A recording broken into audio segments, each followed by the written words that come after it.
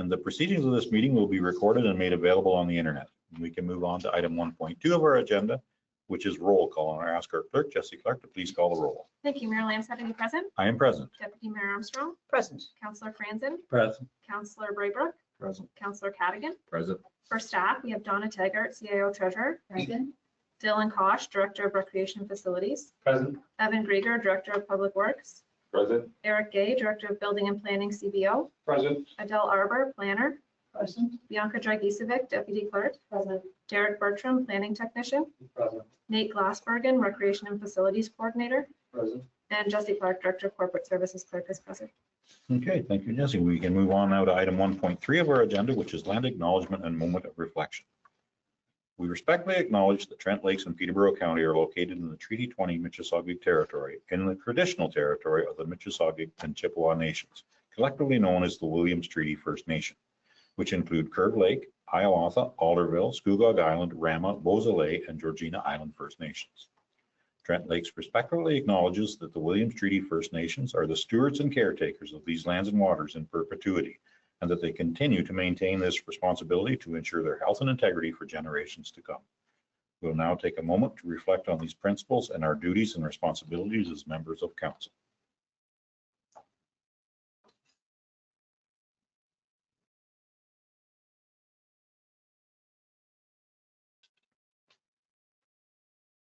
Okay, thank you. We can move on now to item 2 of our agenda, which is the approval of the agenda as circulated.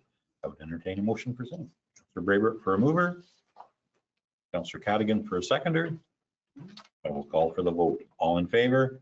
That motion has carried.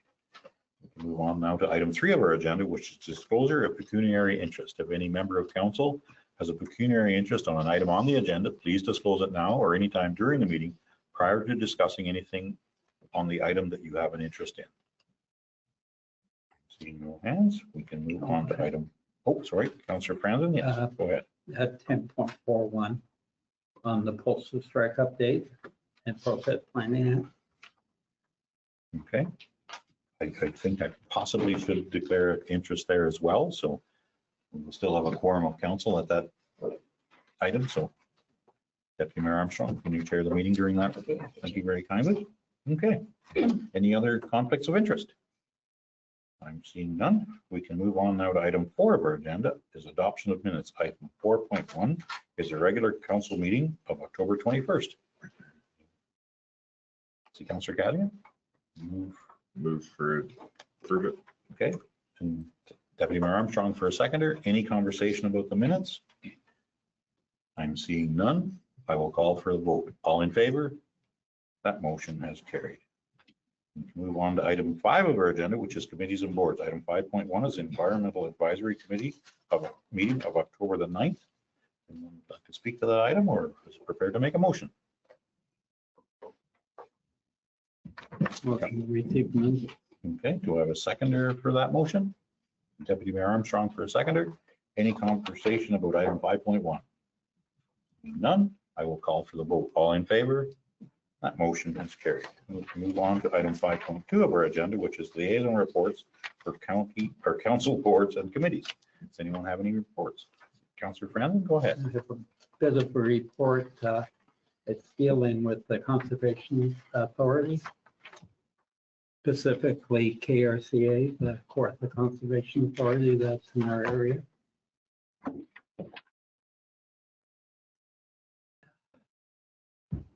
In sweeping changes to the Conservation Authority, Ontario is centralizing control under a new provincial agency and streamlining development approvals.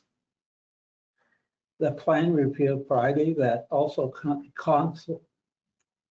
consolidated the existing 36 local authorities, which will manage watersheds, flood protection, and several other regional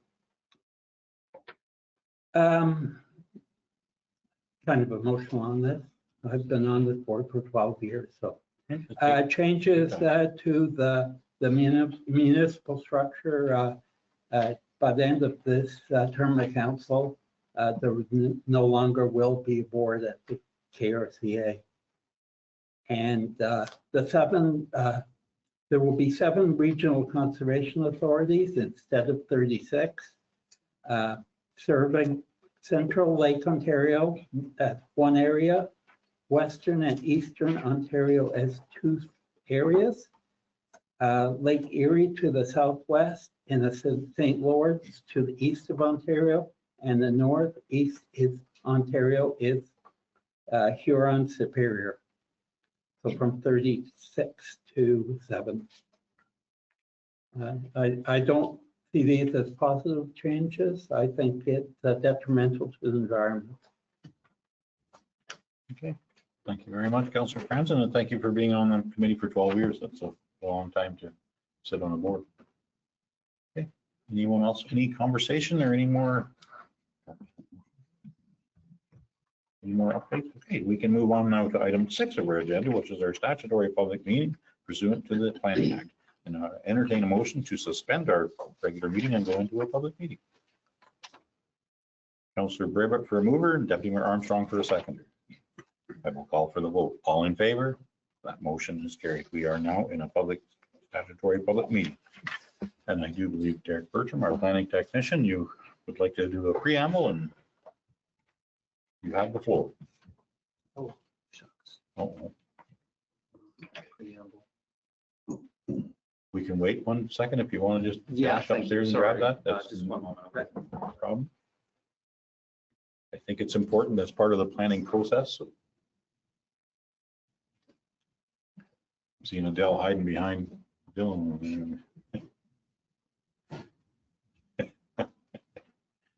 Welcome, Adele. I didn't even see you come in. You snuck in there quietly.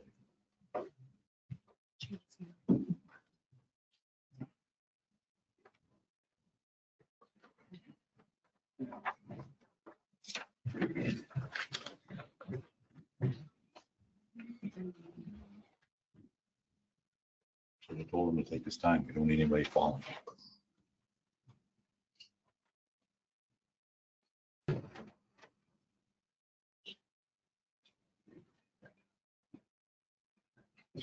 Give me. That's all good. Okay, thank you. Through you, Mayor Lambshead. This is a public meeting under Section 34 of the Planning Act to consider an amendment to the municipality's comprehensive zoning bylaw, B 2014-070.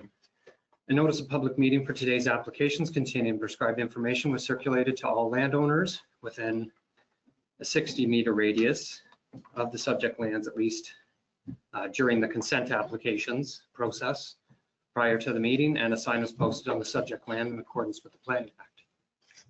The notice was also mailed to all prescribed agencies, public bodies, and persons in accordance with the regulations. Anyone wanting to be notified of any decisions of today's public meeting must either inform myself or the clerk, and a notice of passing will be mailed to them, setting out the method and manner in which appeals may be made to the Ontario Land Tribunal.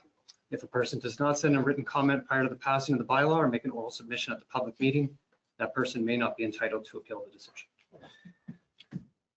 That's your daily workout. Yeah, up and down. Yeah. That's all good. Okay, thank you very much. Now we can move on to the first item on that, our open or public meeting agenda. If you would like to introduce the file, please. Thank you. Through you, Mayor Lambshead again. On today's agenda, we have zoning bylaw amendment 2517 submitted by owners Roger Harrison and Kimberly Ball. The purpose of the zoning bylaw amendment is to fulfill a condition of consent for files B12324 and B12424 for the creation of 2 residential lots on Tullins Road. The property in which the 2 proposed lots are being severed from is currently vacant and zoned rural under the municipality's comprehensive zoning bylaw. The 2 proposed lots are undersized for the continuation of the rural zoning classification, and therefore the municipality has requested as a condition of provisional consent that the proposed lands be rezoned to rural residential, which is more suitable for the size and frontage of the proposed lots.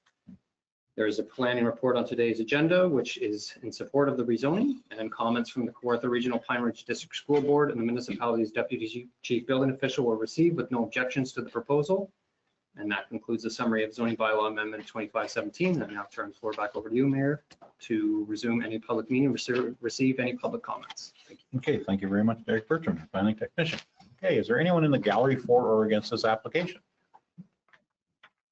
Seeing no hand. If you have a comment, you can come to the podium. I have no comment. Okay, just you're for or against the application? I'm sorry? Are you for or against the application? No, I'm for Okay, thank you very much. What is your name?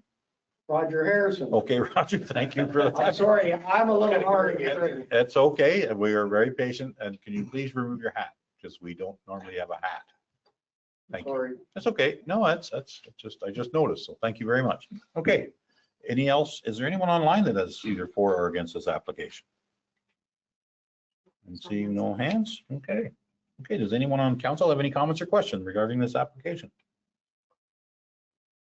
I'm seeing none.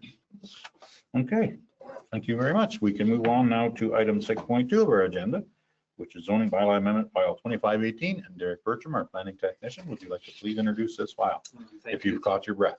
Yes, I have. Thank you. Okay. Through you again, Mayor Lambshead. And the second file we have on today's agenda is for zoning bylaw amendment 2518, submitted by Agent Kevin Duguay of KMD Planning Incorporated on behalf of owners Russell and Sherry Godfrey. The purpose of the zoning bylaw amendment is to fulfill a condition of consent for files B8224 and B8324 for the creation of 2 residential lots fronting upon Moonline Road and Moonline Road North. The property in which the 2 proposed lots are being severed from is zoned rural under the municipality's comprehensive zoning bylaw. The 2 proposed lots are undersized for the continuation of rural zoning classification. Therefore, the municipality has requested a condition of provisional consent that the proposed lands be rezoned to rural residential with an exception to recognize deficient lot frontage. There is a planning report on today's agenda, which is in support of the rezoning, and comments from the Kawartha Pine Ridge District School Board and the municipality's deputy chief building official were received with no objections to the proposal. And again, concludes the summary of the zoning bylaw amendment 2518. I turn the floor now back over to you, Mr. Mayor. Okay, thank you very much, Derek. Okay, is there anyone in the gallery for or against this application? Can you please state your name for the record? I think you need to come to the mic just in case there's people online, they can't hear you. So, thank you. My name is Russell Godfrey, and I'm in favor of this proposal. Thank you very much, Russell. Okay, is there anyone online that has any comments or questions for or against this application? We have Kevin Duguay Okay, online. okay, we can, He's unmuted. okay. Hello, Kevin. Good morning, Mayor Okay. Lambshead and council members. I was just going to tell you that Mr. Godfrey, who's recovering from hip surgery, so he tells me, somewhere in your audience, and I acknowledging his attendance. I have considered the staff report and the draft bylaw, and I can confirm that I am agreeable with same. And I take this opportunity to thank planning staff for their support throughout the processing of the application. In the event there's questions, I might make myself available at this time. Thank you. Okay, thank you very much, Mr. Duguay. Okay, does anyone have any comments or questions from council regarding this application? I'm seeing none. Tells me that our staff are so very efficient. I like this. Okay, we can move on now to item 6.3 of our agenda, which is zoning bylaw amendment, file number 2520. And Derek Bertram, our planning technician, would you please introduce this file? Thank you again through you, Mayor Lambshead. The third application we have today is zoning bylaw amendment 2520, submitted by owner Mark Cornea. The purpose of this zoning bylaw amendment is to fulfill another condition of consent for files B11624 and B11724 for the creation of 2 residential lots fronting on Barcroft Road. The property in which the 2 proposed lots are being severed from is zoned rural under the municipality's comprehensive zoning bylaw, and the two proposed lots are undersized for the continuation of rural zoning classification. Therefore, the municipality has requested a condition of provisional consent that the proposed lands be rezoned to rural residential, which is more suitable for the size and frontage of the proposed lots. There is a planning report on today's agenda, which is in support of the rezoning, and comments have also been received from the Kawartha Pine Ridge District School Board and municipality's deputy chief building official, which were received with no objections to the proposal. And once again, that concludes the summary of the zoning bylaw 2520, and I now turn the floor back over to you, Mayor Lambshead. Okay, thank you very much, Derek Bertram. Is there anyone in the gallery for or against this application? I'm seeing no hands. And is there anyone online for or against this application? We are seeing no hands online. Okay, does anyone on council have any comments or questions regarding this application? I'm seeing no hands. We can now move on to business arising out of our statutory public meeting. So we would entertain a motion to reconvene our regular council meeting and move out of our public meeting. See Councillor Cadigan for a mover, Councillor Franzen for a seconder. I will call for the vote. All in favor? That motion is carried. We are now back into our regular council meeting. You're staying? Okay, perfect. Okay, we can move on to item 7 on our agenda, which is the business arising from the statutory public meeting. And 7.1, Derek Bertram, our planning technician, would you please speak to the file? Thank you. Through you again, Mr. Mayor Lamb. There was a public meeting held for file 2517, zoning bylaw amendment 2517, and municipal staff are recommending the following: that council receive the report from the planning technician and planner for the zoning bylaw amendment file number 2517, and further that council support zoning bylaw amendment file number 2517, and staff have prepared a bylaw which is on today's agenda for council's consideration. Okay, thank you very much. Does anyone have any comments or questions regarding this file? Or is prepared to make a motion? Councilor Braber, go ahead. I can make a motion to receive and support staff's recommendation. Okay, do I have a seconder for that motion? Councilor Cadigan for a seconder. Any conversation about item 7.1? Okay, I'm seeing no hands. I will call for the vote. All in favor? That motion is carried. We can now move on to item 7.2 of our agenda, and Derek Bertram, our planning technician, would you please introduce this file? Thank you. Through you again, Mayor Lambshead. There was a public meeting held for file 2518. Municipal staff are recommending the following: that council receive the report from the planning technician and planner for zoning bylaw amendment file 2518, and further that council support the zoning bylaw amendment file number 2518. And staff have prepared a bylaw which is on today's agenda for council's consideration. Once again. Okay, Derek Bertram. Anyone on council have any comments or questions? Councilor Franzen, go A ahead. motion to receive the report and to support the application. Okay, do I have a seconder for that motion? Deputy Mayor Armstrong for a seconder. Any further conversation? Seeing none, I will call for the vote. All in favor? That motion has carried. Now we can move on to item 7.3 of our agenda. Derek Bertram, our planning technician, would you please introduce the file? Thank you. Through your Mayor Lambshead. There was also a public meeting held for file 2520, and municipal staff are recommending the following: that council receive the report from the planning technician and planner for zoning bylaw amendment file 2520, and further that council support zoning bylaw amendment file 2520, and staff have prepared a bylaw which is on today's agenda for council's consideration. Okay, thank you very much, Mayor. Okay, anyone on council have any comments or questions regarding this item? None. Is anyone prepared to make a motion? Councilor Braber, go ahead. Make a motion to receive and also to support staff's recommendation. Okay, do I have a seconder for that item or motion? Councilor Cadigan for a seconder. Okay, any further conversation? Seeing none, I will call for the vote. All in favor? That motion has carried. Okay, thank you very much, Derek Bertram. Oh, you're right. Okay. I don't know if I smell funny, they just keep running away.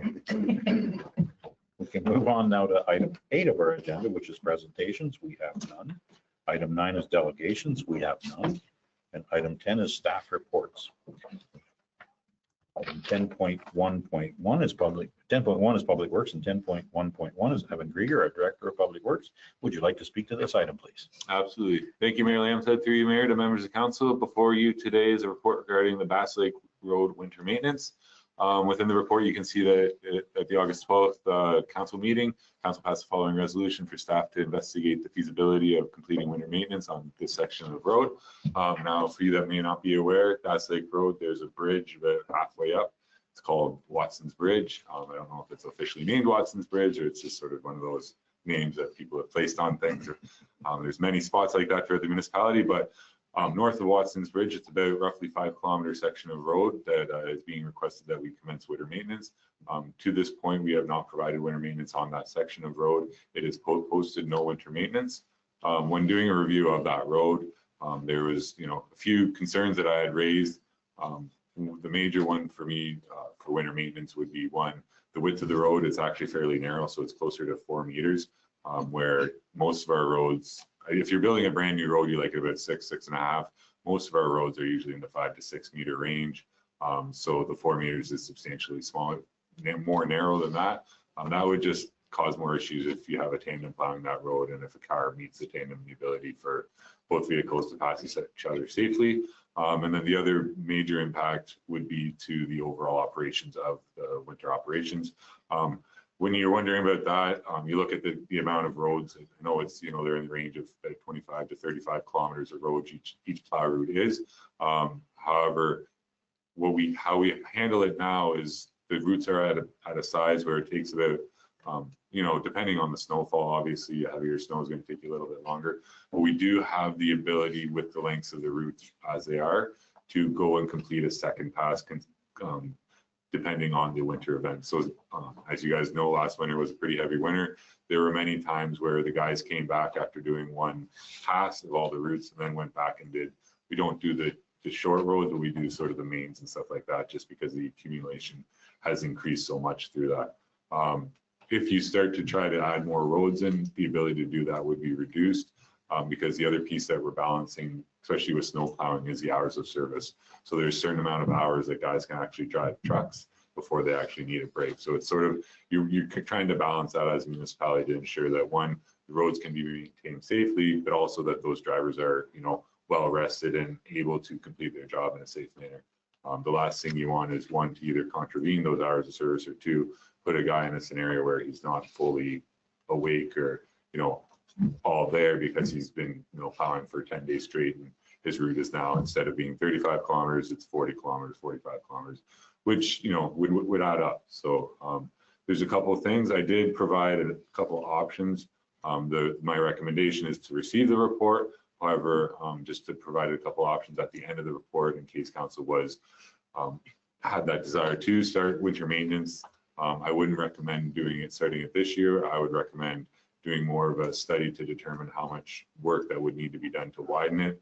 When I did my initial review, it was, I didn't spend a whole week on it. It was probably about a day driving the road, completing measurements and stuff like that. And we would just wanted to do a more thorough review just to get an understanding of, okay, this is how much material we need in certain areas to ensure that we have, a certain road width that we can plow safely. Another piece is the liability. So there wouldn't be an actual increase to the premium of our insurance. The piece of that is, instead of maintaining, for rough numbers, about 300 kilometers, you're now maintaining more. So the more road you have, the more risk you are open to a claim and stuff like that. So it won't actually increase the premiums. It's more of just opening up that risk of something happening and then, going through that lawsuit process. So I'm here to answer any questions, but that's basically sort of my two major things: was the impact of the overall operations, as well as the width of the road, the geometrics of the road that do need to be addressed if council was desiring to commence winter maintenance. Okay, thank you very much, Evan Greger, our Director of Public Works. Does anyone have any comments or questions for Evan? Deputy Mayor Armstrong, go ahead. Thanks, Mayor Lambson, and thanks very much, Evan. I'm trying to think of this more in a macro sense. So good report, thank you for it. We have 23 kilometers of seasonal road. So they're municipal roads, but seasonally maintained is what I understand. So my thought is, what criteria would we use to determine that any one of those sections of seasonal roads should now be maintained by us? Because I want to make sure that we're consistent. Somebody else is going to come forward with their request, and we'd have to articulate, well, we did it because there's density on the road, or there are X number or more residents, or it's year round, or whatever. So I'm thinking in those terms, what consistent criteria would we be using to make that determination? Absolutely. Thank you, Deputy Mayor Armstrong, through you, Mayor Lambson. So when you're looking at the Ontario minimum maintenance standards, so I'm just going to get a little bit in the weeds. I speak to that. The Ontario minimum maintenance standards divides roads into classes. The class of the road is determined by the traffic on the road, so your ADT. So a class 6 road, which this section of Bass Lake is, within the minimum maintenance standard, there's no specific requirements for winter maintenance.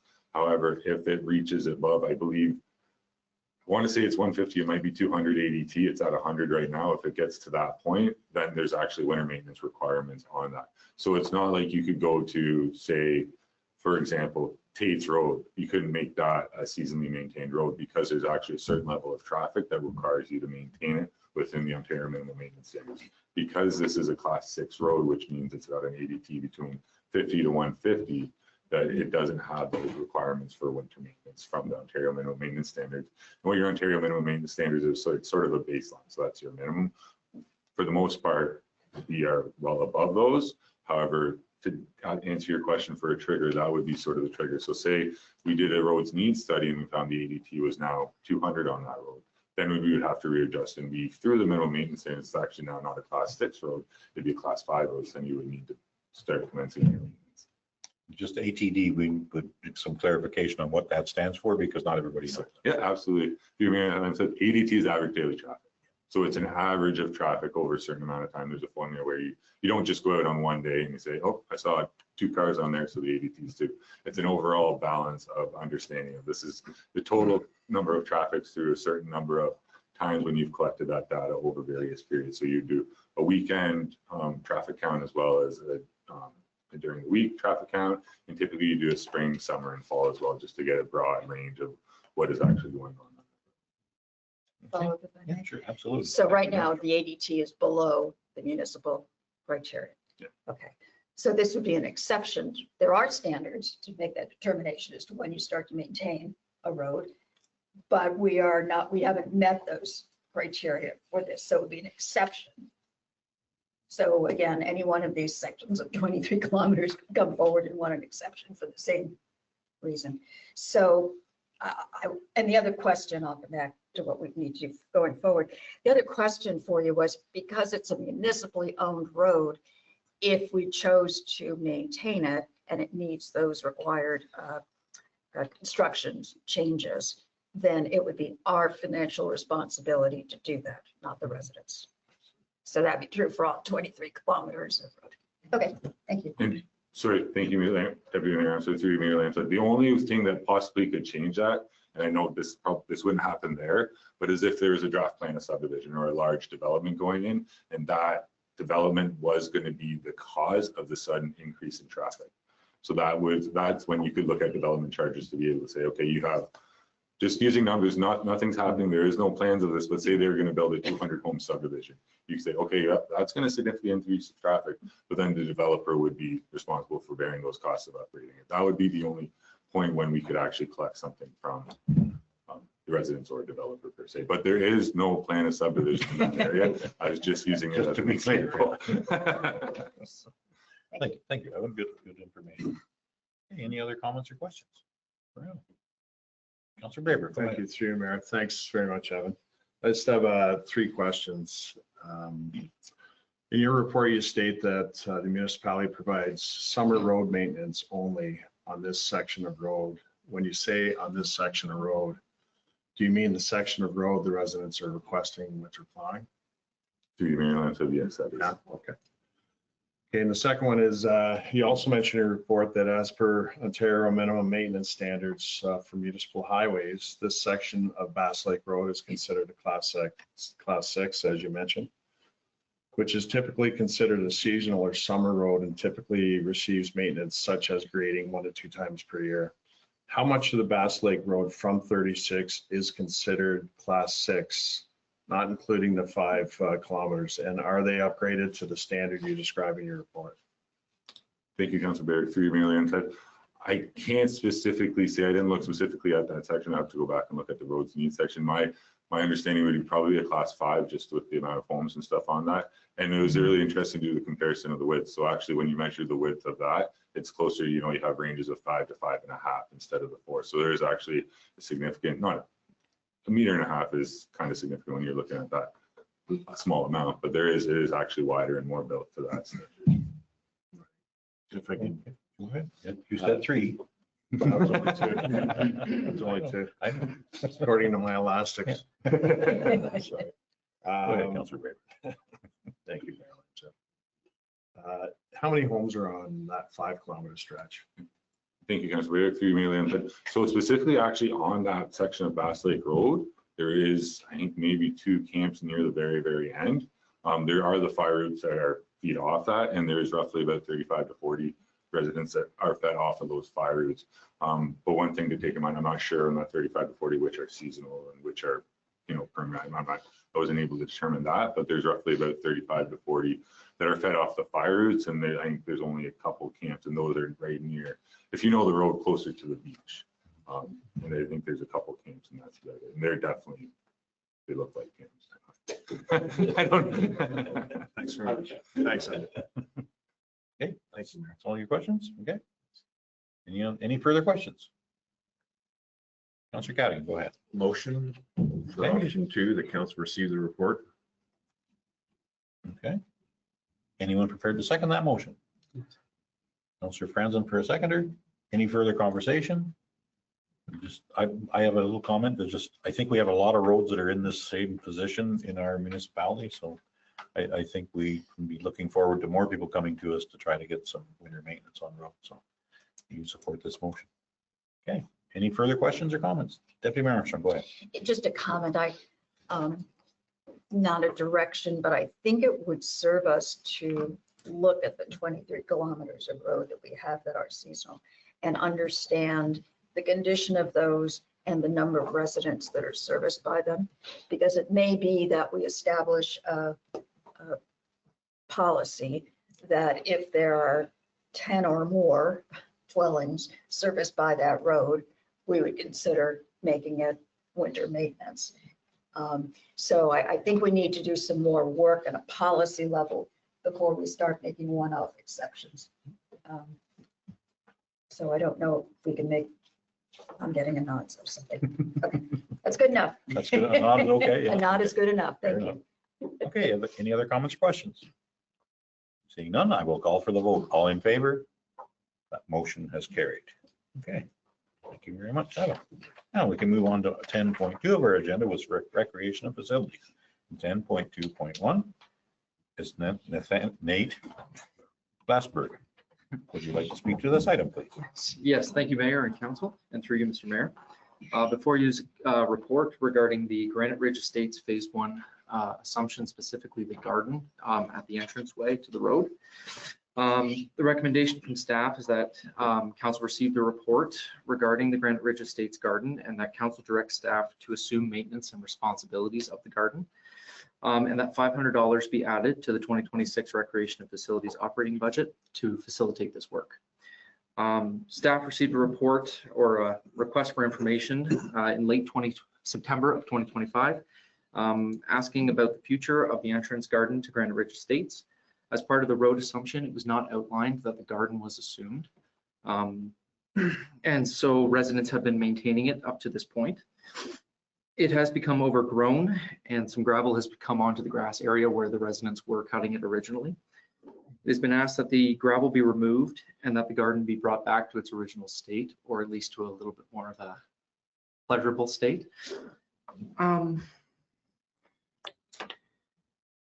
So staff are recommending that we change out the garden and remove some of the greenery and the soil base, and we actually replace the garden with a rock garden. This would have riverstone added with weed barrier below to reduce the maintenance in the area, and the rest of the grass cutting maintenance could be completed by recreation and facility staff as part of our regular summer grass cutting schedule. Maintenance on the area would include minor weeding, some cleaning on a needed basis, and this would just be completed by recreation facility staff during our regular maintenance. Yeah.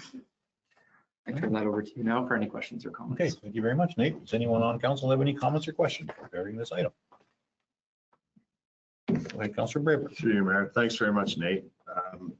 And I did meet with several residents at that location to discuss it. And since then, they've seen the report. They're in support of it. And they also wanted to pass on that it was a pleasure working with you.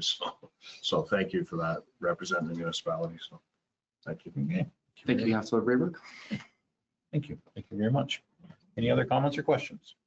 Deputy Mayor Armstrong, go ahead. Yes, Mayor Langston. Just a couple, thanks, Nate. Who owns the land that it resides on, and who installed the gardens initially, which you may or may not know? Thank you, Council, Deputy Mayor Armstrong, and through you, Mr. Mayor. As to my knowledge right now, the gardens were installed by Jeff Cheshire during the Granite Ridge Phase 1 subdivision development. For who owns it right now, that's kind of the gray area. So I believe that during the road assumption that we would start to take control of that, but it was not outlined in the original assumption. So the hope is that we can now assume that and clear out that gray area and take care of it. No? Go ahead, Councillor Braber. Thank you. Just follow up to Deputy Mayor's comments. When I did visit the area, I did see all the gravel that had accumulated, which could have gone on to whether it be private property or whatnot. And I see the maintenance as minimal.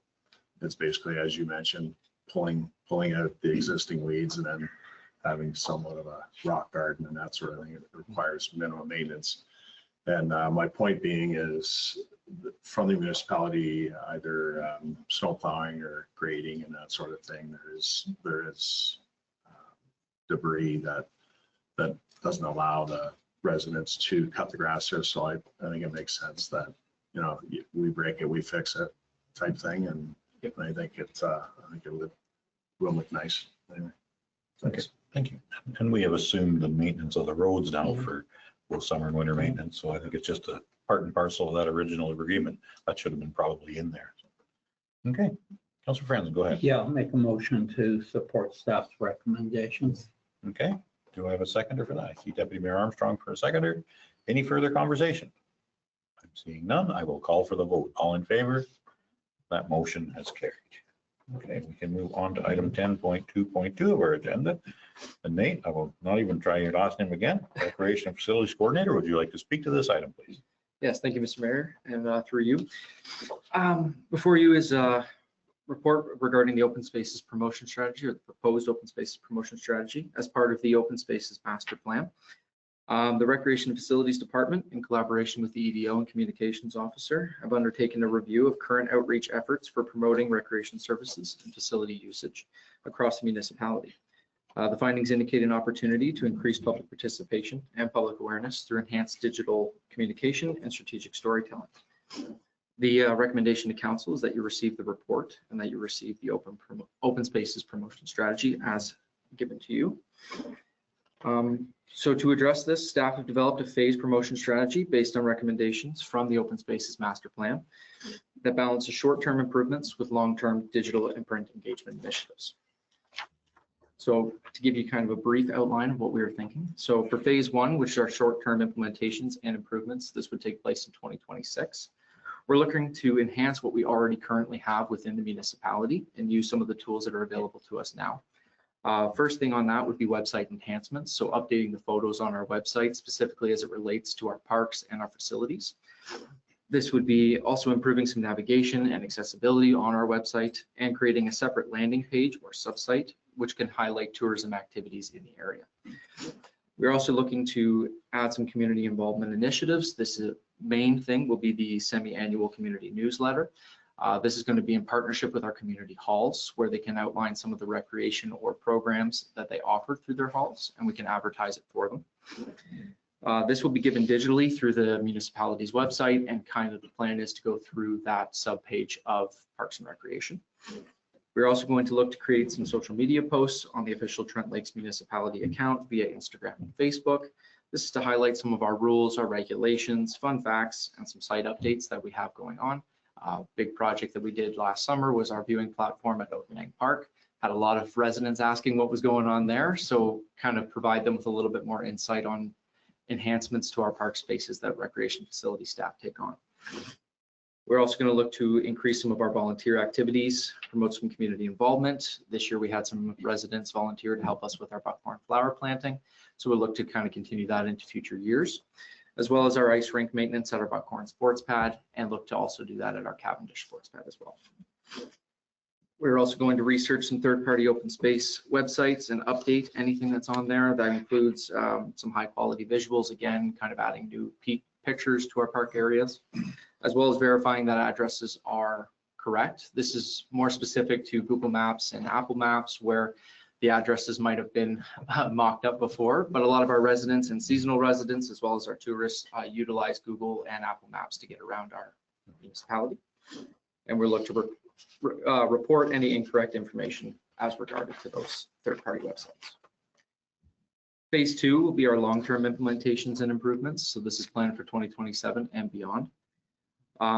We're looking to do a video series, Parks and Rec Trent Lakes Edition. I don't know if you're familiar with Parks and Recreation, the sitcom, but it would be kind of along that.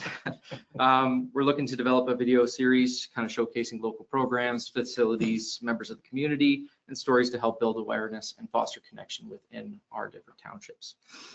We're going to look to promote an interest in working for the municipality. This would be specifically to the Recreation and Facilities Department, as well as showcasing some of the other jobs that are available within our municipality. We're looking to share this content across our municipal digital platforms and through in-person events such as job fairs. Specifically, we'll be using Instagram Reels for short videos using the official municipal Instagram account.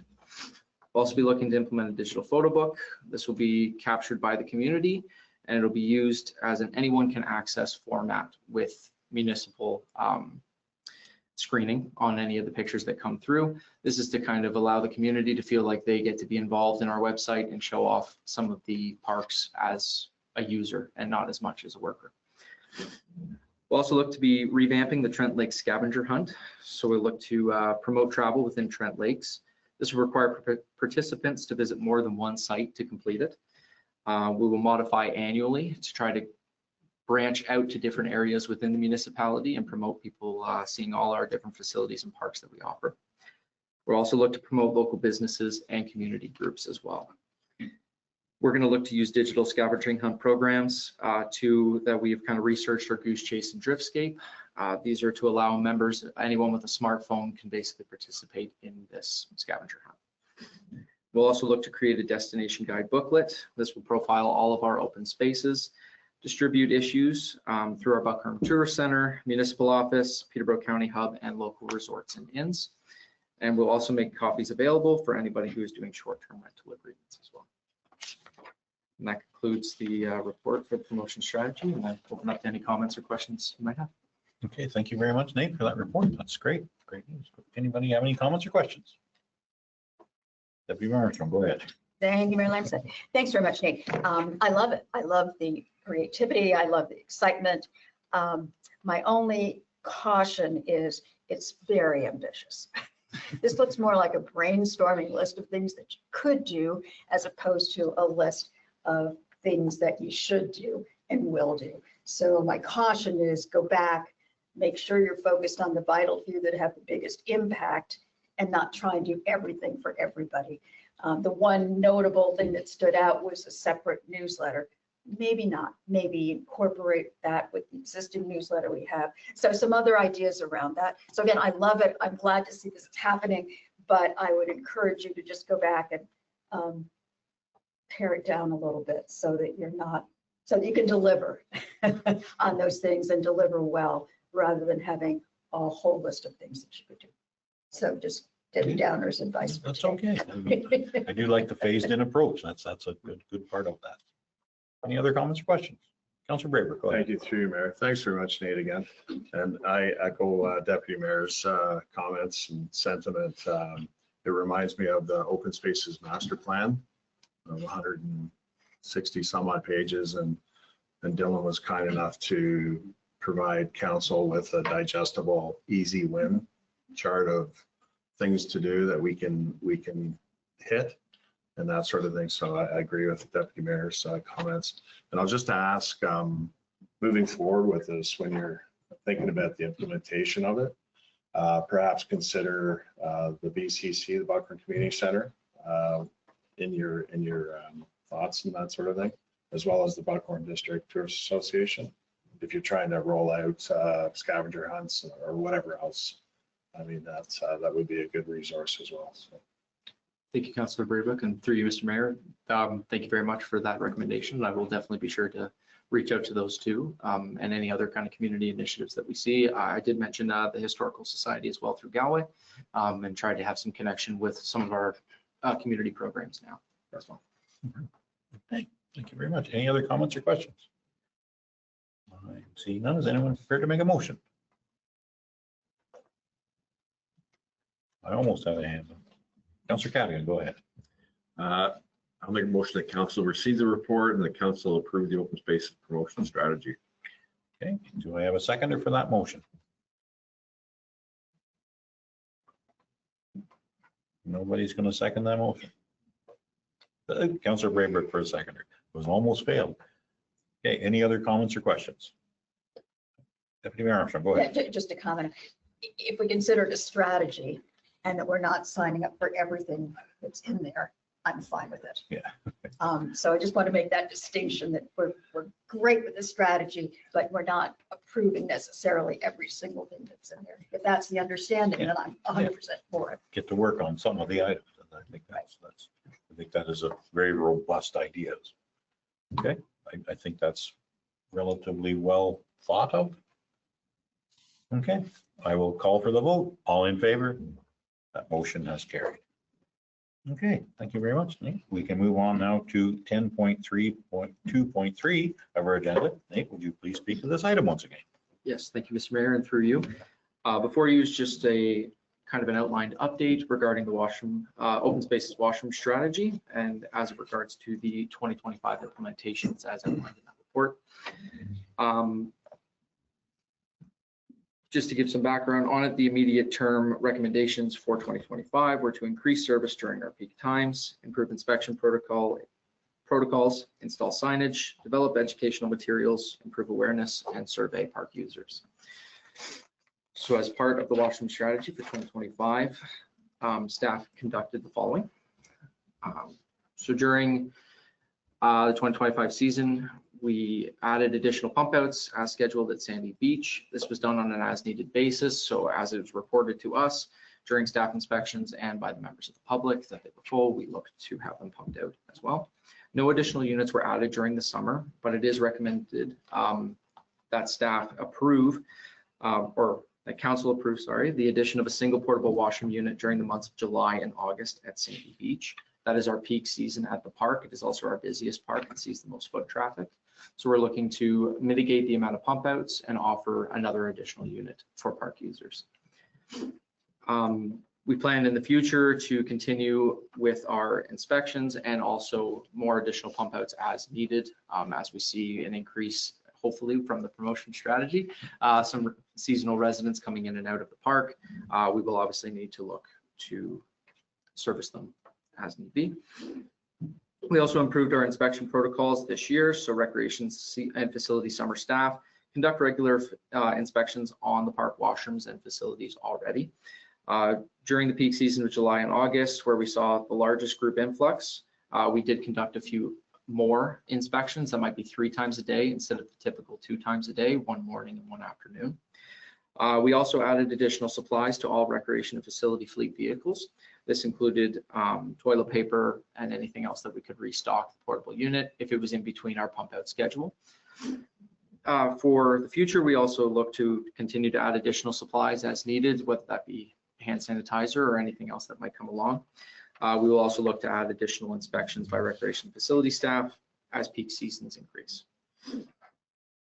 During the summer, we installed washroom wayfinding signage at both Odenang and Sandy Beach Park. This was to kind of help the public find where our washrooms are, specifically at Sandy Beach, as they are all the way at the other end of the beach. And anybody who parks in the upper lot would not know where they are located. This was received very well as part of our washroom survey as well. We saw that people were able to find our washrooms much more successfully. We will look to continue to add temporary wayfinding signage, and as part of the open spaces signage strategy, we will look to implement a park map into the future. During the 2025 season, we did not develop any educational materials, but we will look to in the future to develop some educational materials. These could include hand washing signage, bathroom best practices, and additional report of concern signs as seen at all of our facilities and parks now. And then as part of the 2025 implementations, we did complete a washroom survey. This was administered by our recreation facilities seasonal staff, and it was used to collect information on public feedback as it relates to our washroom facilities. Survey was also posted in each one of our washroom, portable washrooms, so that way public participation could be conducted.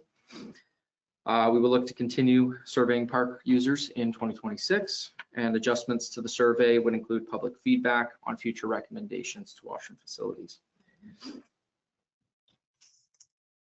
As for 2026, future implementations, we're going to look to pilot programs and trailers and/or composting units was the original recommendation. During 2025, staff researched these options and found that washroom trailer options were not going to be feasible for park operations as they require constant power. Sites like White's Beach, Sandy Beach, and Crow's Line do not have hydro hooked up there currently and would require a generator on site. This would require fuel and maintenance from our workers as well.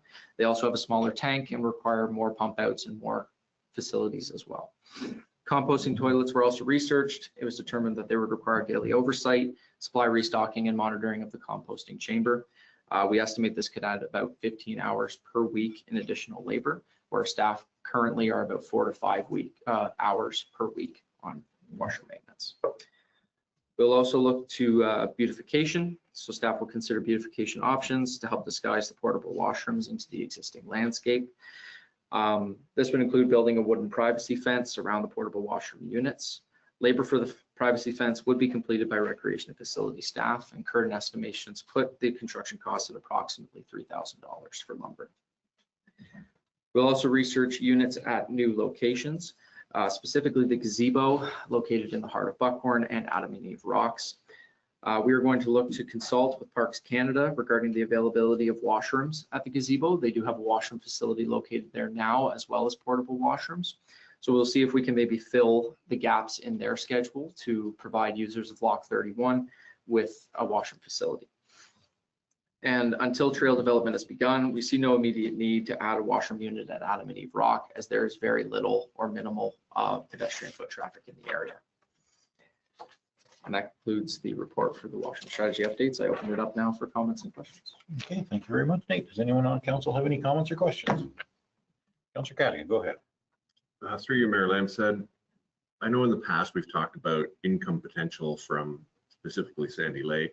Was there any discussion about that, possibly charging parking, or was that considered? It was considered, thank you, Councillor Cadigan, and through you, Mr. Mayor. It was considered separate to this.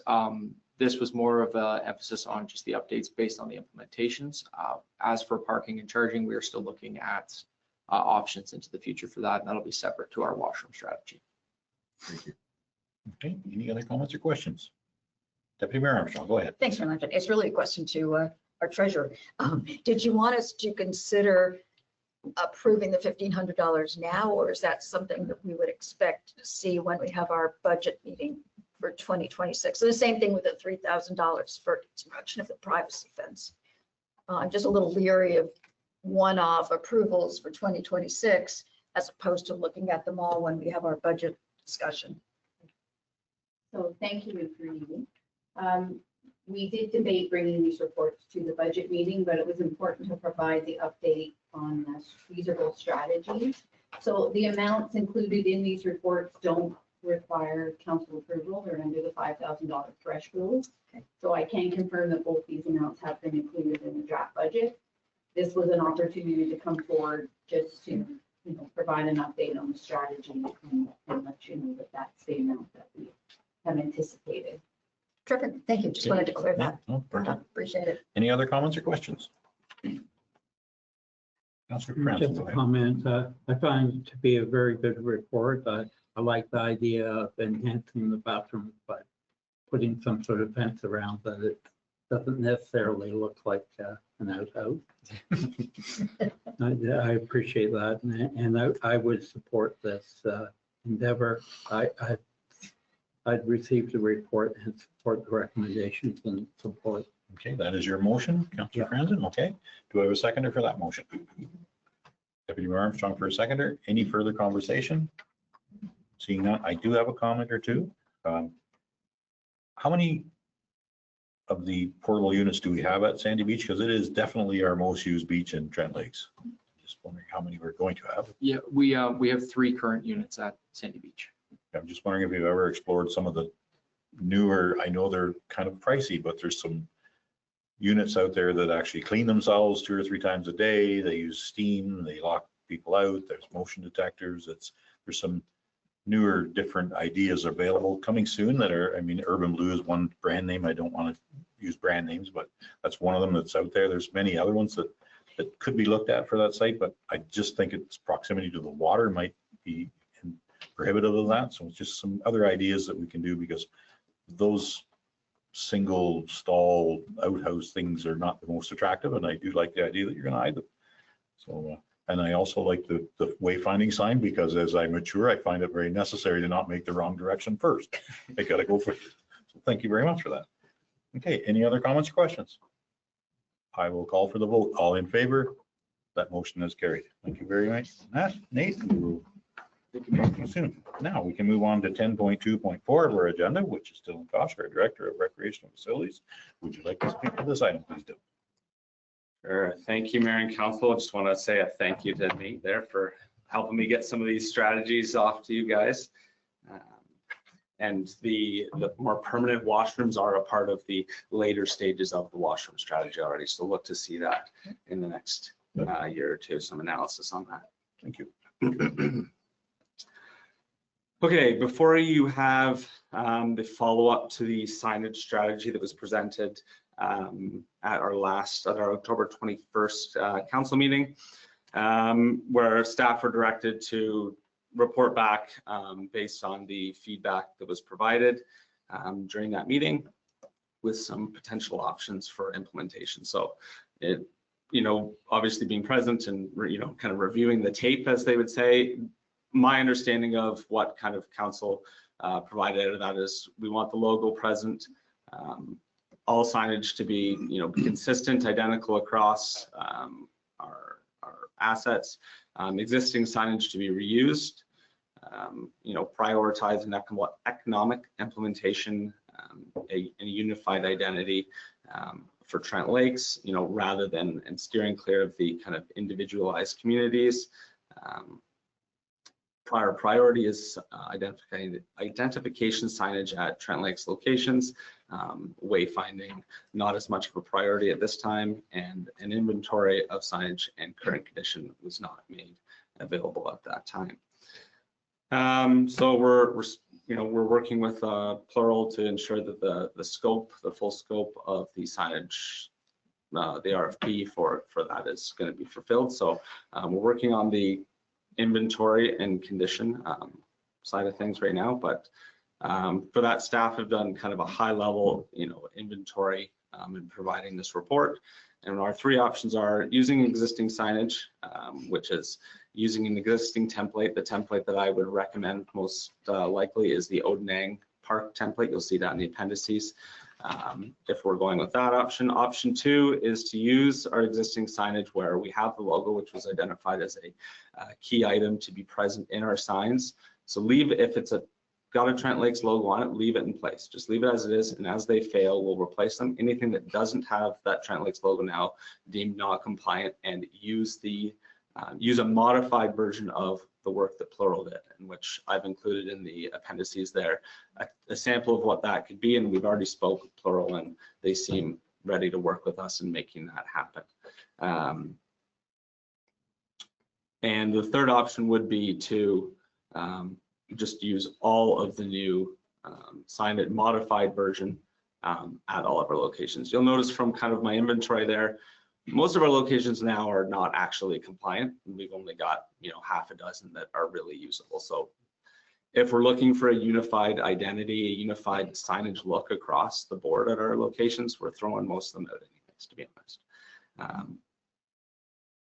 It's kind of what design does council prefer, and do we want to just one shot and done, or do we want to use this opportunity to just start fresh with it? I have reached out to a signage provider, so these costs are pretty realistic here that we've got for the implementation of various types of signs. So I will, at this stage, I won't read through my report for you guys, but happy to try to answer questions and work through this. Okay, thank you very much, Dylan Kosh. Okay, does anyone have any comments or questions for Dylan? Deputy Mayor Armstrong, go ahead. Thanks, Mayor Lampson. Dylan, first of all, thank you very much for turning this around so quickly. I know we were pretty harsh in our feedback to the consultant, but it's amazing to me that you've put this together so quickly. So very much appreciate you and your staff doing this.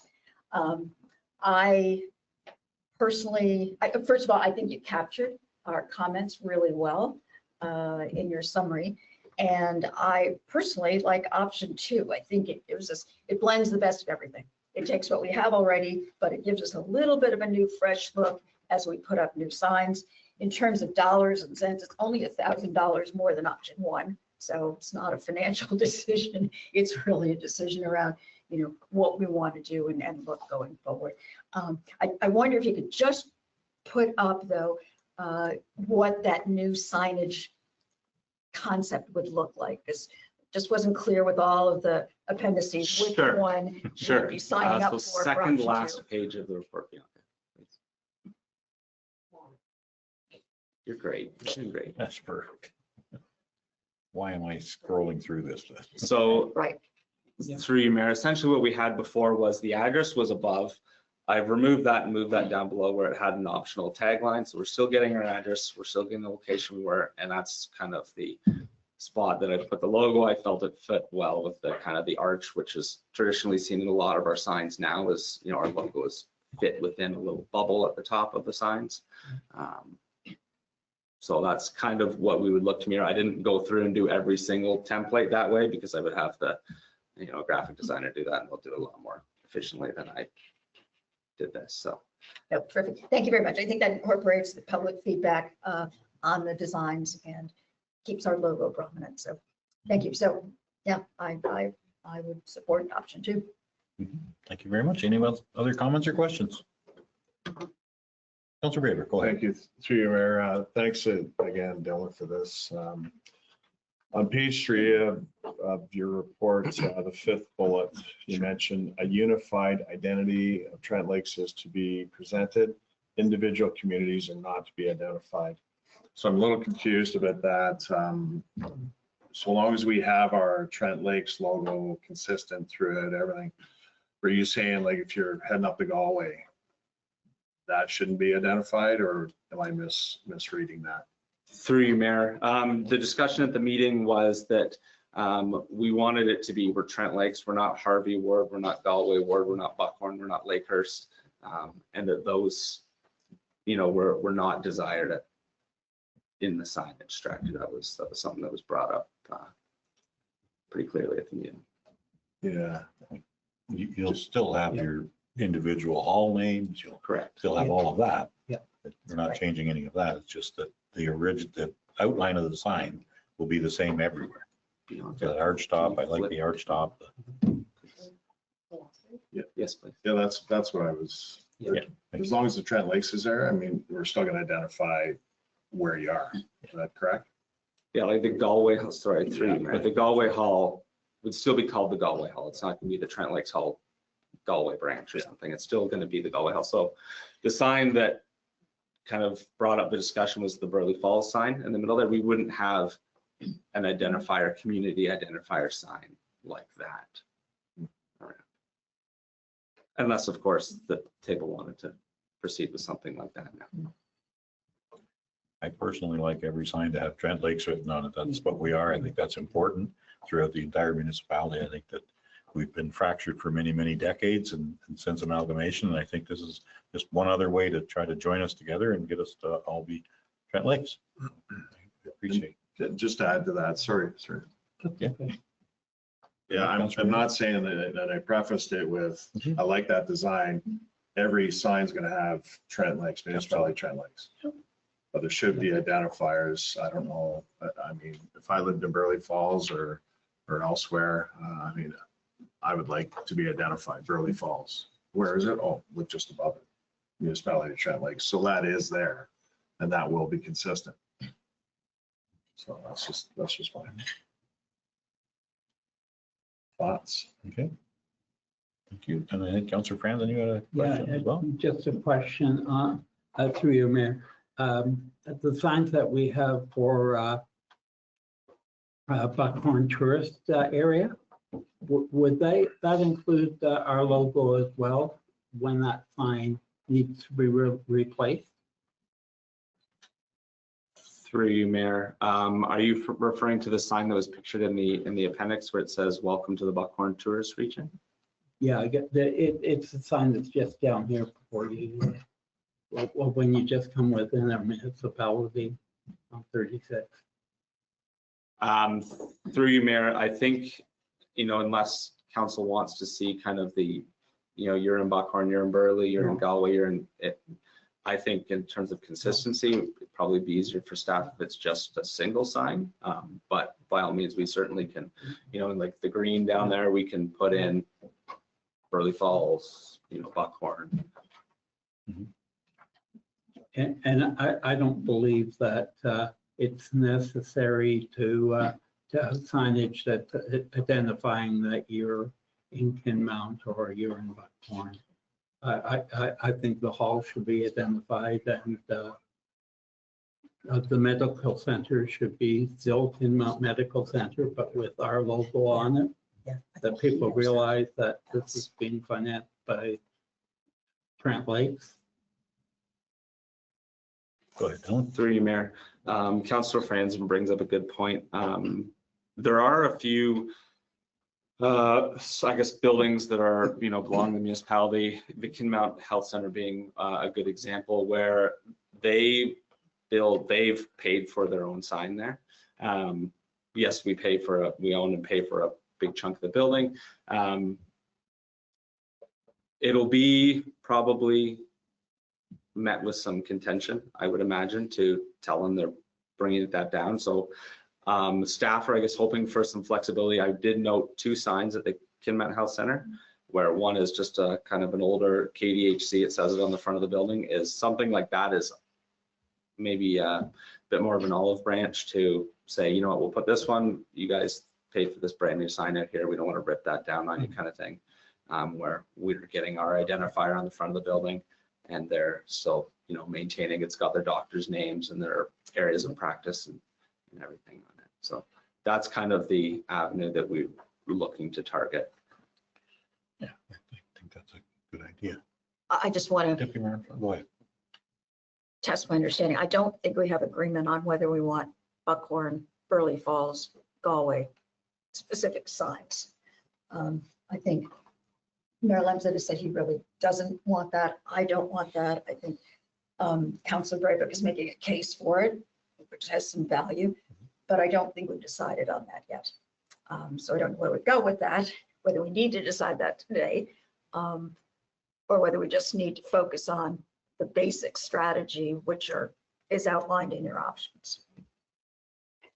Through you, Mayor. I think you could, given that if option 2 is what council ends up passing here today, I'm just going to operate under that pretense here because that's what my recommendation is.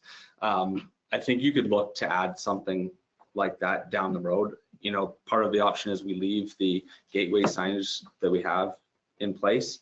So none of that's coming down now as it is, unless it gets run over by a semi truck tomorrow. So, at some point in time, we would want that, staff would want that kind of confirmation on what council does wish to do. And we can bring that forward when we have that first occurrence happen. It might very well be a different council at that time. But that's totally up to you guys. I agree. I want you guys to agree on what direction you'd like to go, but we don't have to implement anything like that today. I think that makes sense to me. We're more of a broader base here. We're not detailing on each sign individually. We want the municipality of Trent Lakes on every sign that we put up new, and whatever's there is there. When they fail or get ran over by a semi, which I hope never happens, then we can replace them as a going forward basis, and we can design that sign as we go. Councilor Braber, go ahead. Thank you.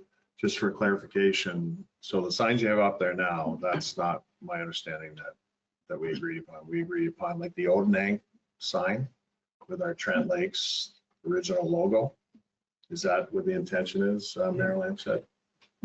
I think the round top design is basically what I would like, just with the municipality of Trent Lakes at the top in there. We go. And then whatever the designation is below that, that's whatever it is at the time. So it's consistent. Any sign you put up, it's going to have that. Yes. This one is Trent Lakes. I think Dylan, go ahead. Through you, Mayor. This is the example that's would form the basis for option 2.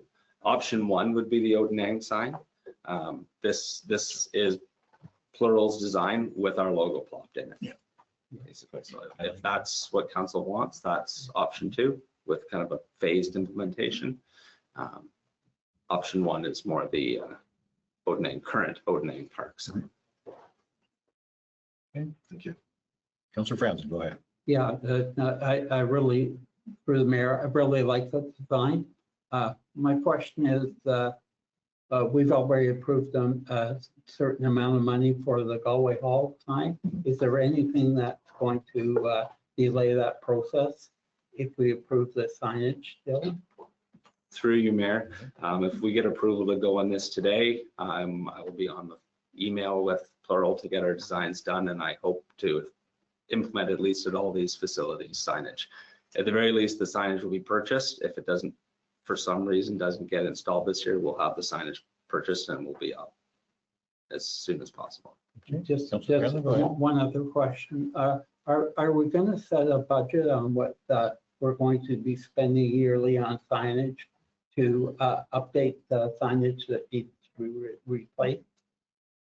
Through you, Mayor, the signage that would be left that wouldn't be replaced as part of this kind of capital project, you know, I believe council has $100,000 budget to do signage this year. Anything that doesn't get captured would likely be not considered capital moving forward and just be included in the operating, something identified through regular park inspection and site inspection. And, you know, as it fails, it would be replaced then. You know, the costs are fairly reasonable. You know, obviously if we go over budget, we have our policy for that. We would come back for funding, but would be most likely captured through our regular operating budget. Okay. Now, mysteriously, was that a motion, Deputy Mayor Armstrong, that you might support option 2 as recommended? Absolutely. I Yeah. would make the motion that we receive the report, that we approve option 2, being a hybrid signage implementation and phase, and further that we direct staff to proceed with its implementation.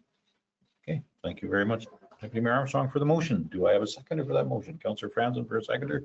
Any further conversation? I'm seeing none. I will call for the vote. All in favor? That motion has carried. Thank you very much, Dylan Kosh. Thank you. Okay, we can now move on to item 10.3 of our agenda, which is fire and emergency services, which we have none. Item 10.4 is building and planning. And item 10.4.1, Adele Arbor, our planner, would you like to speak to this item, please?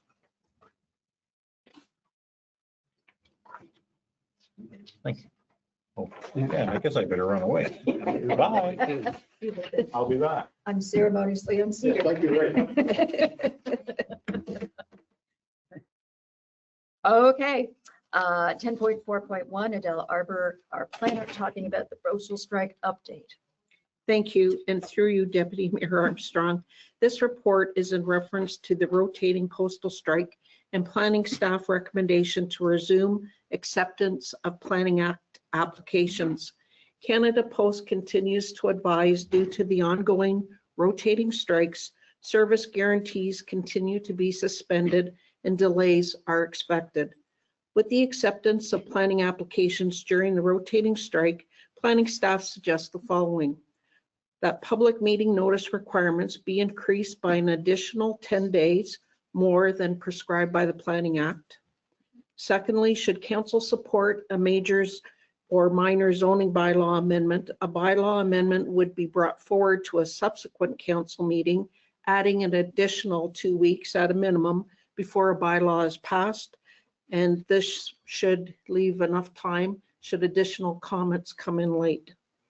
Minor zoning bylaw amendments resulting from consent applications like we had today would be an exception, and we would allow bylaws to be approved by council on the same day as a public meeting. So that process isn't changing.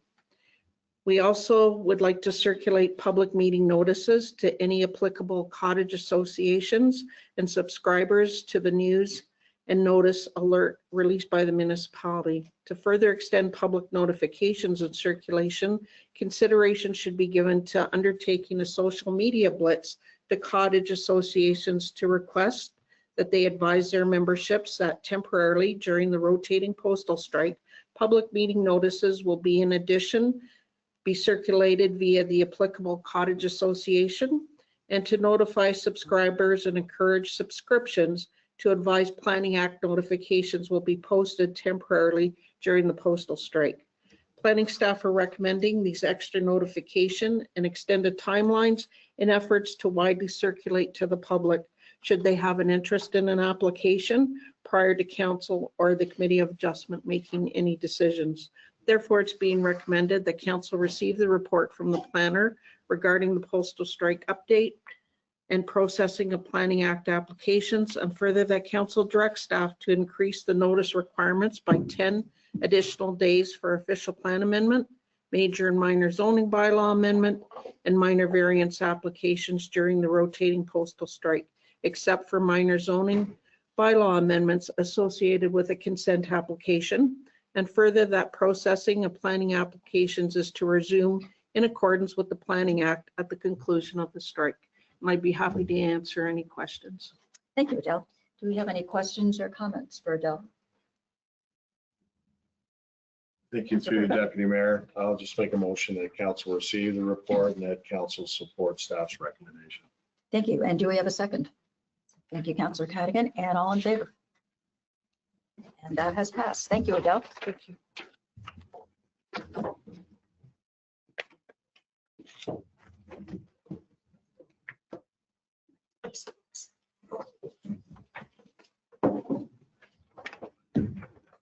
No.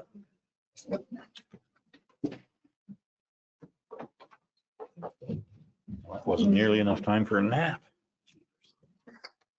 Okay.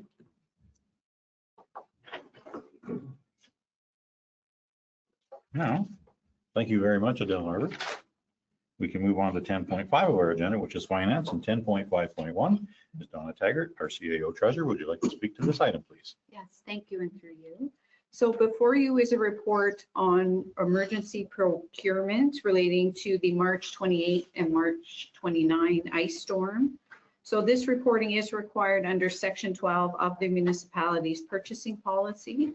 In particular, there is a requirement for an information report to be submitted to council for emergency purchases over $10,000, explaining the actions taken and the reasons for the spending. So spending related to the storm totaled $697,057.72. And the report outlined spending that is over the $10,000 threshold. So staff have submitted an application for funding under the Municipal Ice Storm Assistance Program. And based on the funding guidelines, it is anticipated that the municipality would receive approximately $502,171 in financial support should all claims submitted be approved. And I want to recognize Tasha. Tasha spent a huge amount of time getting this application ready for us. It was a lot of work. We had to have backup for everything that was submitted, so I appreciate that very much. So any unbudgeted costs as a result of the storm will be funded through the use of anticipated 2025 departmental surpluses at year end. So thank you. Okay, thank you very much, Donna. Anyone have any comments or questions for Donna? And that was a horrible event we had, and I'm quite happy that we survived it, and most of our residents come out of that pretty much unscathed. That's just amazing how little damage there was to buildings and property for the amount of ice that came down in a couple of days. So I appreciate all our staff's effort. Everyone got together and we got through it. There was some turmoil at the beginning trying to get things organized because we had no communications, but we did get through that. And I was rest assured tomorrow night I will be talking to MPP Smith and hopefully recommend that we can get 100% of that funding returned. So that would be a big step at replacing the funds that we'd spent. So thank you very much for the report. And thank you very much, Tasha, for all the effort that was put into that. Okay. No more comments or questions? Is anyone prepared to make a motion? Councillor Cadigan, go ahead. I'll make a motion that we receive the report from the CO. Okay, do I have a seconder for that motion? Councillor Franzen for a seconder. Any further conversation regarding the motion or the item? Seeing none, I will call for the vote. All in favor? That motion has carried. Thank you very much, Donna. Okay, now we can move on to 10.6, which is administration. We have none. 10.7 is corporate services. 10.7.1, Bianca Dragicevic, our deputy clerk. Would you like to speak to this item, please? Thank you, and through you. An RFT was issued for the construction of the Lakers Hall lower bowl, and it closed on October 22nd, 2025. 4 bids were received in accordance with all the provisions of the RFT. All bids that were received were in excess of the approved budgeted amount. In accordance with the purchasing policy, delegated approval to department heads is only for procurements within the approved budget, and therefore this procurement must be awarded by council. Staff have talked to the representatives of the Trillium grant, and the deadline for the project completion has been extended to ensure that the municipality still receives grant funding for this project. The tender outlines that the work is to be completed by July 18th, 2026, in order to comply with the terms of the Trillium grant. Due to these time constraints, staff are recommending that the RFT be awarded this year so that work can begin as soon as possible and be completed on time. Bids were all reviewed for compliance, and it is recommended that council receive the report and award RFT 2025-05 for the construction of the Lakers Hall Lower Bowl to 179987 Ontario Inc., Young's Construction, and that council approve additional funding for the project in the amount of $52,238.32 to be funded from the 2026 Open Spaces Plan budget. Thank you. Okay, thank you very much, Bianca. Anyone have any comments or questions regarding this item? Councilor Braber, go ahead. Thank you, through you, Mayor. Just a comment and a couple of questions. It's nice, it's always nice when we get several tenders that makes it competitive, and it's always benefiting the municipality, so that was good. Just from my understanding, the Open Spaces Master Plan budget, I think it was 2023, we passed 200,000 a year. So 2023, 2024, and 2025, bringing it up to 600,000. Is that correct? To our CAO? So thank you, and through you. There was a commitment to put 200,000 in the budget for open space planning. That is in the 2026 draft budget already. So yeah, the proposal would be using some of that existing money. Okay. Yeah, it was just mentioned in the report that by funding the Lakers Lower Bowl project, that it may take away funding from other initiatives. It was my understanding that the Lower Bowl project was part of the Open Spaces Master Plan implementation plan as a trailhead, and thus part of the Open Spaces Master Plan implementation process. Just makes it sound like the Lower Bowl was an add-on. So, and just my last comment is the grant that we received, it only adds, so we're only basically asking for 54,000 and change from that initial 200,000 that would have been 2023. Is that correct? Thank you. Through you, Mayor. So yeah, so in 23, there was $200,000 a year approved. So I guess I partially asked my treasurer part of the questions, but so we should have probably a good reserve from those initial years. There was some spending out of it, as you know, some of the initiatives have been completed, as well as some of the background studies for the Lower Bowl and the trailheads and stuff. So there is funds spent out of it. There isn't $600,000 sitting there. But I guess I would say then, ask the question, are we able to bring some of those funds forward? So you would have 200,000 that was committed for 26 plus the 52,238, I guess is what we would. Right. So thank you, and through you. I would have to look into that further. Yes, there would definitely be some funds there. Some of those were spent for sure. But yeah, that the recommendation was my understanding, to utilize the funds that were already budgeted for next year, take a portion of those, but we could certainly go back and confirm, or, you know, I would be comfortable suggesting that we take, so what I'm hearing is take the money out of reserve for the additional 52 instead of using some of the 200,000. Is that? I think that gives us a ability to keep moving forward on some of the next initiatives. Okay, yeah, go ahead, Councilor Faber. Yeah, last question, I hope. So then if we're taking it from the reserve, then we would have that 600,000 that was available from 2023, 24, and 25 this year. Is that? Minus all the things we've Yeah. I thought that was coming out of the reserve. Is the reserve part of the 600,000? Is that? Okay. So thank you, and through you. Just to confirm, I would have to go, I don't have that balance with me today, so I would have to go and have a look at that, because there was some spending for sure. Yeah.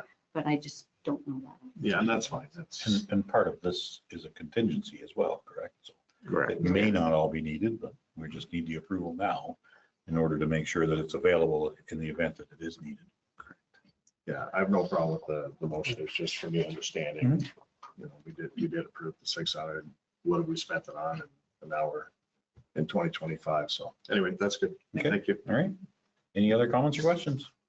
Councillor Franzen, go ahead. Through you, Mayor, I'm not surprised that it went over. That's a tendency today. Things are getting very, very expensive. I am in support of this project 100%. I think it's a welcome addition to the hall and for our trailhead. Okay.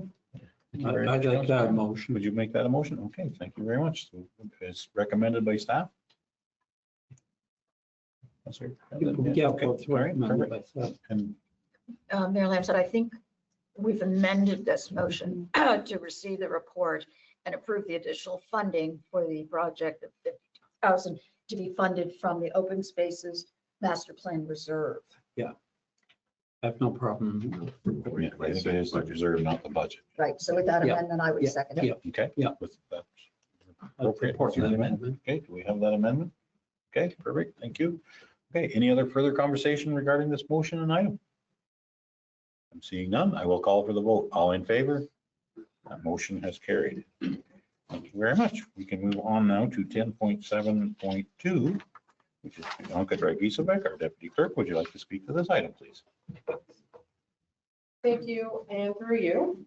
The municipality manages records in both physical and electronic formats, and in some cases, there is a business need to digitize these records to improve efficiency, searchability, retrievability, and accessibility of municipal records, or to make records available in electronic formats. The record digitization policy was developed to provide procedures for a digitization project, as well as outline the technical requirements that need to be met when digitizing these records. The policy also outlines quality and assurance measures that take place during and following a digitization project to ensure that the records are being scanned accurately, can be considered an identical copy, and to provide safeguards to protect the integrity of the municipal record. The policy also provides flexibility in determining what records are considered the municipality's authoritative record. Even though a digitization project takes place, there may be a decision to retain the physical record as the authoritative record while the digitized record is used for convenience purposes. The policy is intended to protect the integrity of municipal records while also providing a process that demonstrates the accuracy and validity of the digitized record. And the policy provides for more transparency while improving the municipal records management processes. It aligns with best practices and also outlines the current practices done by staff. Staff are recommending that the council adopt the record we'll get there. Digitization policy as attached. Thank you. Okay, thank you very much, Bianca. Does anyone have any comments or questions regarding this item? Deputy Mayor Armstrong, go ahead. Thank you, Mayor Lamson. Thank you very much, Bianca.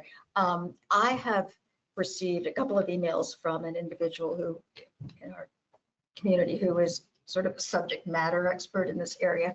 I don't fully understand the questions that have been raised about this, but I would like to have further time to understand the concerns before I approve it. There may be no changes or there may be some. And I know you've benchmarked a lot of other municipalities, so I don't expect there to be many, but I would like to instead recommend that we defer consideration of this report for additional review time to the, let's say, the December 2nd or 16th meeting, whichever council thinks is appropriate. To have conversation, we need a motion on the second or so. I would like to, is that a motion? Oh, sorry. So yes, the motion would be that we defer the report for additional review time by council to the December, let's say, 16th council meeting. Do I have a seconder for that? Okay, Councillor Cattington, seconder. Now some conversation. Go ahead. Councillor Brady. Thank you through Mayor to Deputy Mayor Armstrong. I'm in support of that. Are we able to be privy to the questions, not necessarily the person, but the questions, so that we can sort of understand what the issue is?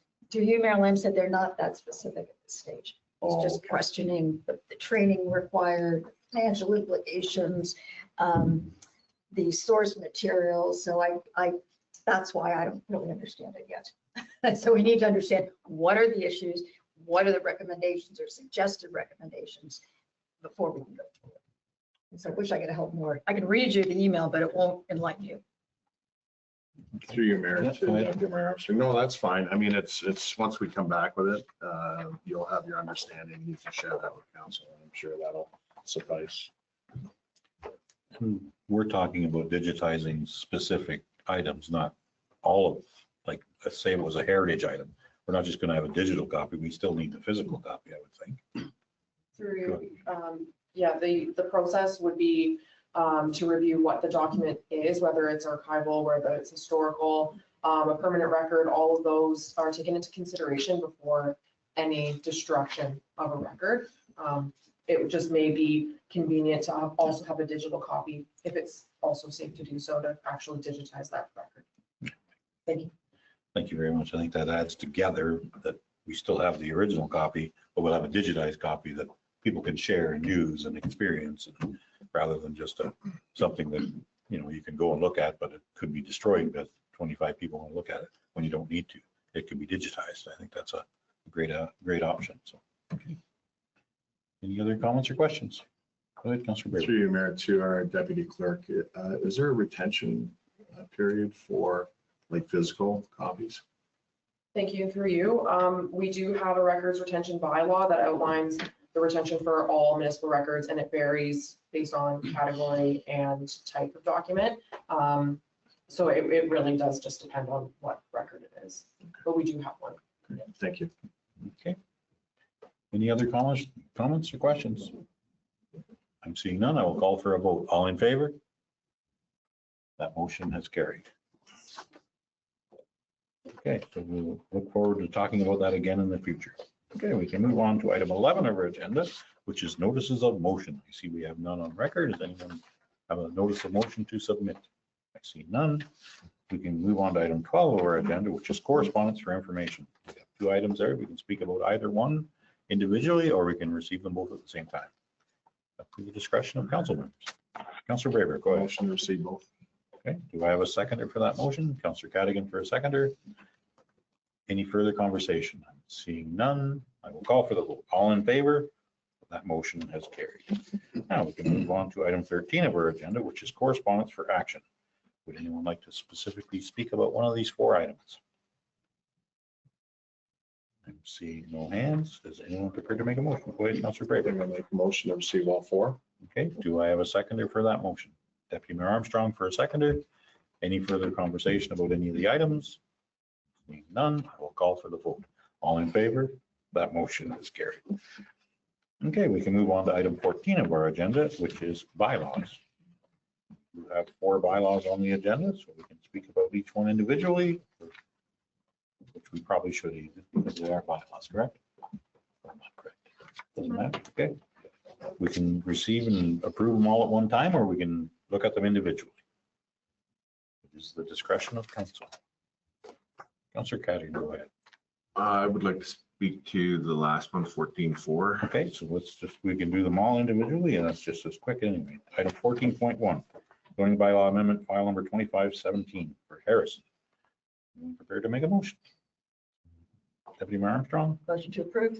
Okay, do I have a seconder? Council Cadigan? Any further conversation? Seeing none, I will call for the vote. All in favor? That motion has carried. We can move on to 14.2, which is zoning bylaw amendment 2518, Godfrey. Councilor Braber, go ahead. Motion to approve.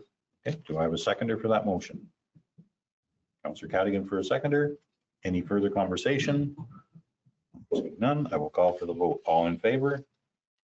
That motion has carried. We can move on to 14.3, which is zoning bylaw amendment, file number 2520 for Cornelia. Does anyone like to speak to that item, or is prepared to make a motion? Councilor Cadigan, go ahead. Motion to approve. Okay, do I have a seconder for that motion? Councilor Franzen for a seconder. Any further conversation about this item? I'm seeing none. I will call for the vote. All in favor? That motion has carried. And we can move on to item 14.4. And I think Councilor Cadigan, you would like to speak to that item. Go ahead, please. Yes, through you, Mayor. I didn't recognize the names that were appointing as deputy chiefs. I was wondering if they're from the firm that we hired. Through the mayor, Yeah. yes, they're from the firm, the third-party contractor that we've used.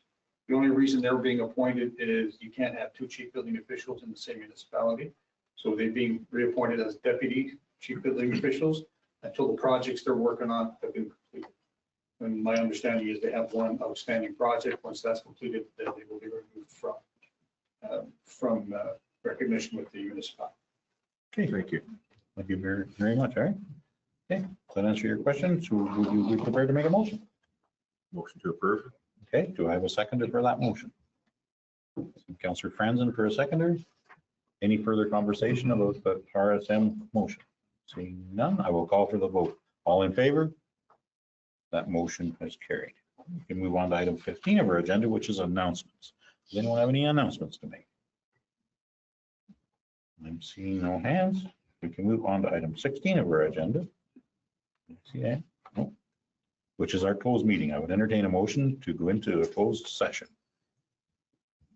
Councillor Braybert for a mover. Deputy Mayor Armstrong for a seconder. Now, that's item 16.1. We are going into a closed meeting on the authority of the Ontario Municipal Act, section 239(2), to discuss litigation or potential litigation, including matters before administrative tribunals affecting the municipality or local board. Litigation is the reason. I will call for the vote. All in favor? That motion is carried. We are heading into closed.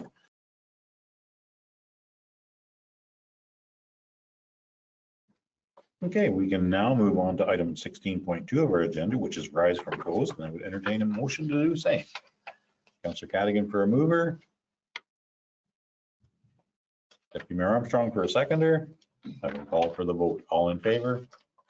That motion has carried. We are in our regular council meeting, so we can now proceed to item 17 of our agenda, which is business arising from our closed meeting. Item 17.1 is the adoption of the minutes from October 21st, 2025. Care to make that motion? Councillor Braybert for a mover. Councillor Cadigan for a seconder. I will call for the vote. All in favor? That motion has carried. Now we can move on to item 18 of our agenda, which is the adoption of the confirming bylaw. Item 18.1 is the confirming bylaw 2025-090. Anyone care to make a motion? Councillor Cadigan for a mover. Deputy Mayor Armstrong for a seconder. I will call for the vote. All in favor? That motion has carried. We can now move on to our favorite part of the meeting, which is item 19, adjournment. Would anyone like to make a motion to adjourn? Councillor Braybert for a mover. Deputy Mayor Armstrong for a seconder. I will call for the vote. All in favor? That motion has carried. We are adjourned. Thank you very much to staff. Thank you very much to everyone that attended virtually and in person. And thank you very much to council.